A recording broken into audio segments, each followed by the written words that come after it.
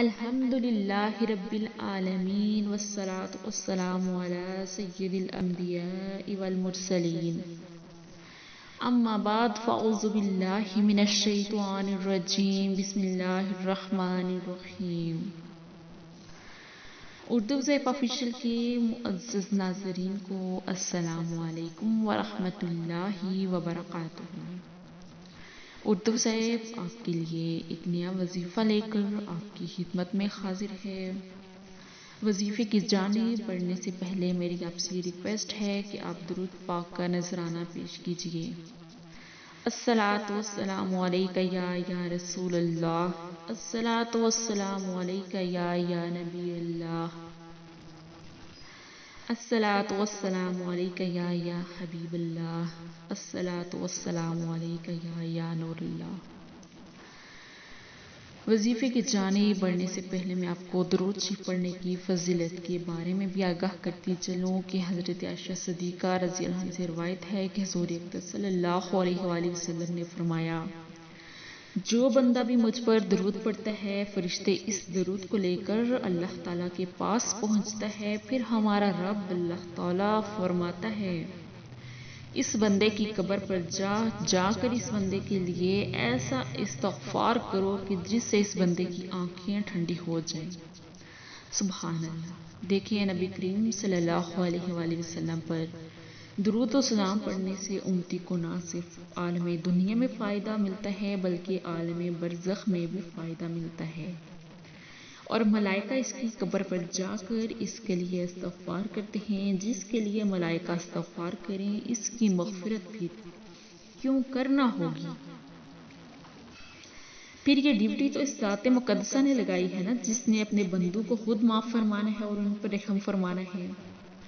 چنانچہ مغفرت و بخشش ہونا یہ حضور نبی کریم صلی اللہ علیہ وآلہ وسلم پر درود و سلام کی بدولت ہے، لہٰذا ہمیں کثرت کے ساتھ اٹھتے بیٹھتے درود شریف پڑھنا چاہیے تاکہ دنیا آخرت میں سرخوری نصیب ہو۔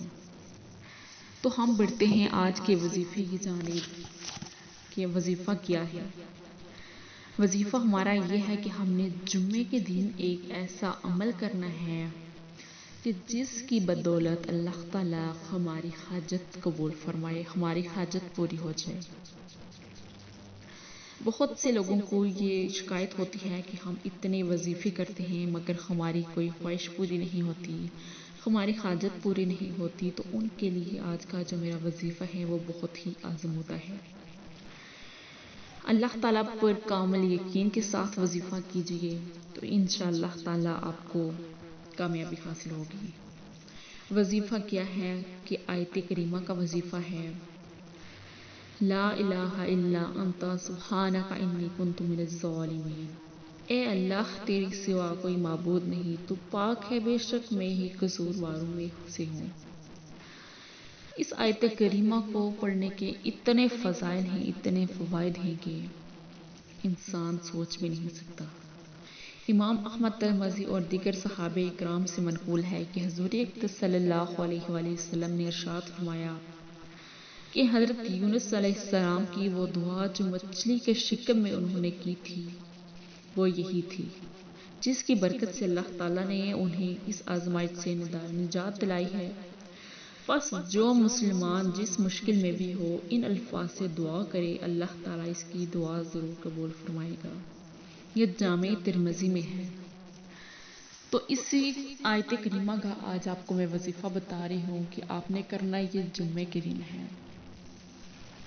آپ نے جمعے کے دن جب آپ نماز ادا کریں، نماز ادا کرنے کے بعد آپ نے اس کو 100 مرتبہ پڑھنا ہے۔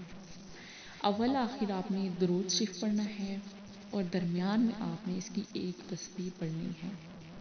تو پھر دیکھیے آپ کی جو حاجت ہوگی کیسے پوری ہوتی ہے، جو بھی آپ کا مقصد ہوگا انشاءاللہ تعالیٰ پورا ہوگا۔ تو میں امید کرتی ہوں کہ آپ کو آج کی ویڈیو اچھی لگی ہوگی۔ اگر اچھی لگی ہو تو لائک کریں اور چینل پر اگر آپ نئے ہیں تو چینل کو سبسکرائب ضرور کریں۔ ملیں گے نئی ویڈیو کے ساتھ، تب تک کے لیے اللہ حافظ۔